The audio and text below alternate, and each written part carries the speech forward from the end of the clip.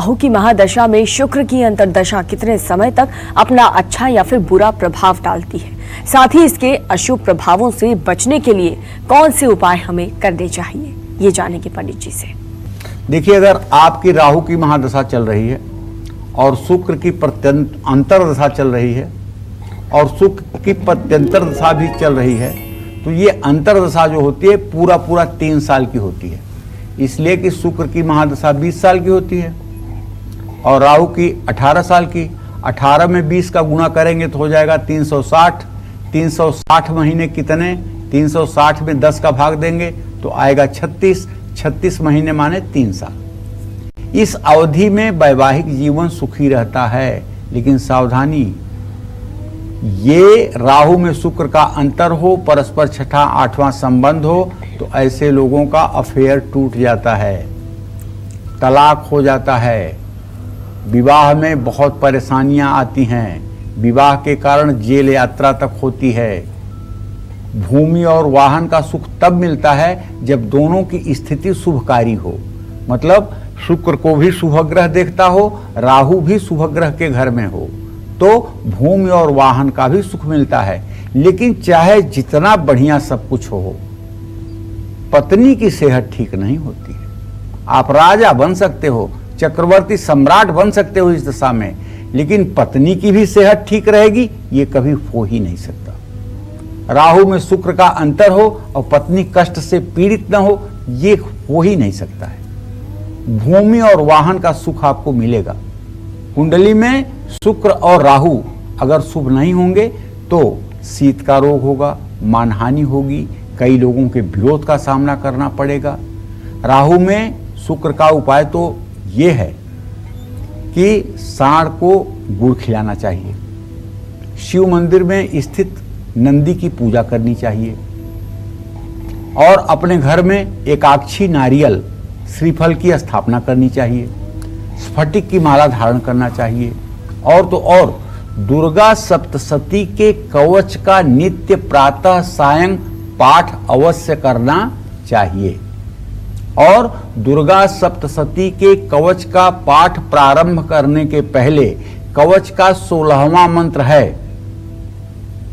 उस 16वां मंत्र का पहले 5 बार उच्चारण करना चाहिए। उसके बाद आपको दुर्गा सप्तशती के कवच का पाठ करना चाहिए। और इस वक्त एक और कॉलर हमारे साथ लखनऊ से जुड़ चुके हैं, शुभम। शुभम, क्या जानना चाहेंगे आप? नमस्कार पंडित जी। हाँ शुभम जी, सदा सुखी रहिए, जरा जोर से बोलिए। पंडित जी मुझे मेरे भाई और मेरे बारे में पूछना था। मेरा नाम शुभम मौर्य है और मेरे भाई का शिवम मौर्य है। मेरी जन्म तिथि है 14 दिसंबर 1998 शाम 3 बजे के करीब, और मेरे भाई की जन्म तिथि है 4 मई 1991 शाम 3 बजे शनिवार। वो आपसे बड़े हैं? जी सर। आपसे बड़े हैं? जी सर, वो बड़े हैं सर। ये पूछना था कि मेरे भाई के जो इस समय शादी की दिक्कतें आ रही है और नौकरी में भी उनको कुछ सक्सेस नहीं मिल पा रही ज्यादा, तो हम दोनों। देखिए, आपके बड़े भाई के भाव का कारग्रह स्थान जो बना हुआ है वो धनु राशि है, जहां बृहस्पति के साथ केतु इस समय गोचर कर रहा है और उससे 7म भाव का स्वामी बुध है। विवाह में अड़चन जरूर आ रही है, लेकिन 2021 में विवाह हो जाएगा, इसमें कोई दो राय नहीं है। लेकिन आपके भाई के आजीविका भाव का स्वामी बुध अस्त है, ये किसी भी क्षेत्र में सफलता नहीं प्राप्त कर पा रहे हैं। आप इनसे सुझाव दें कि या तो स्टेशनरी का ये व्यवसाय कर लें, किताब कापी की दुकान कर लें, या फिर किसी शैक्षणिक संस्थान में नौकरी ढूंढ लें। ये दोनों ही चीजें इनके लिए लाभकारी होंगी। सरकारी नौकरी का योग बनता हुआ बेटा दिखाई नहीं दे रहा है।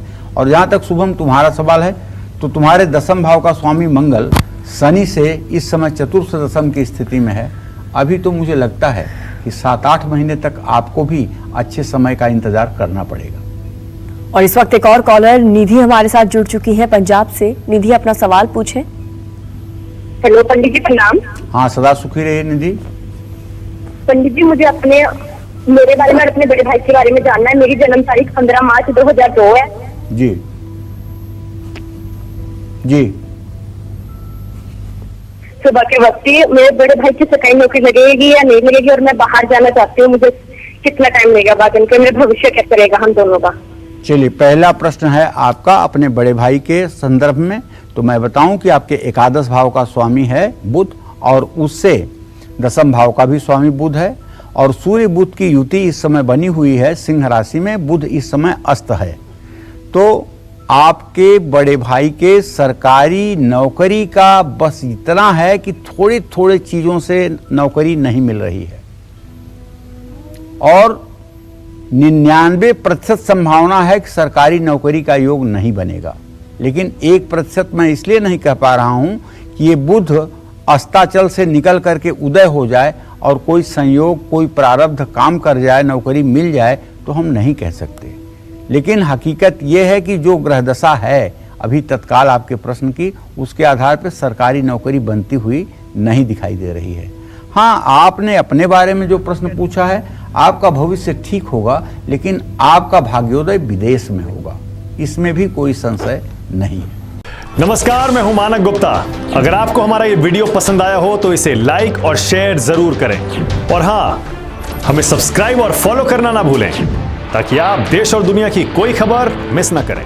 तो जुड़े रहिए हमारे साथ और देखते रहिए News 24।